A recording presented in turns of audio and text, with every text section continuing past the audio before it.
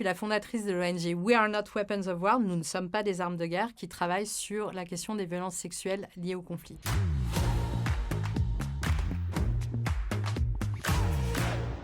On a plein d'endroits dans le monde, malheureusement, où les violences sexuelles sont utilisées en ce moment. Alors, le viol de guerre et les violences sexuelles, d'ailleurs, en général, en fait, sont un crime parfait. Pourquoi ? C'est un acte d'humiliation, de prise de pouvoir, qui crée une stigmatisation. C'est le seul crime pour lequel, souvent, les victimes se sentent coupables. Il y a une parole qui est empêchée. La société aussi n'a pas envie d'entendre parler des violences sexuelles. Dans les conflits, vous pouvez imaginer des grenades, des tanks, des kalachnikovs. Le viol, ça coûte 0. Ça a toujours existé. Et puis, il y a eu ce tournant dans les années 90 où là, on a pris conscience, je pense, de l'ampleur et de la manière dont les belligérants ou les parties à un conflit pouvaient utiliser aussi les violences sexuelles, par ailleurs à l'encontre des femmes, mais aussi à l'encontre de certains hommes et de garçons. Alors moi, je suis juriste spécialisée sur les crimes de guerre à la base et je travaille sur les questions de justice et sécurité. J'ai rencontré une survivante de viol qui n'avait pas parlé pendant 15 ans. Je l'ai aidée à conduire son procès qu'on a gagné et j'ai vu déjà la métamorphose de cette personne et surtout ensuite, j'ai eu plein de femmes qui sont venues me voir dans mon bureau. Donc j'ai compris qu'il y avait un problème de tabou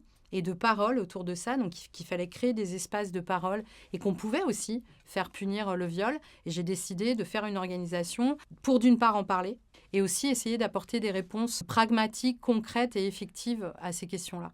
Alors on a besoin d'argent. On a besoin de ressources pour pouvoir travailler sur les questions de justice, d'appui aux survivantes et de manière générale sur le plaidoyer autour de ces questions-là. On a développé un outil digital qui s'appelle Backup et qui est un outil sécurisé qui permet aux survivants de se signaler et d'apporter des éléments de preuve et leurs témoignages. Donc on veut déployer cet outil dans le monde entier, c'est notre objectif d'ici 2025. Et ça permet aussi de coordonner l'assistance pour ces victimes. L'argent, il sert à effectivement faire un travail de documentation. C'est important aujourd'hui d'étayer les faits et d'appui. On accompagne par exemple au niveau socio-économique des survivants. On met à l'école des enfants nés du viol. Donc c'est un peu pour tout ça qu'on a besoin évidemment d'argent.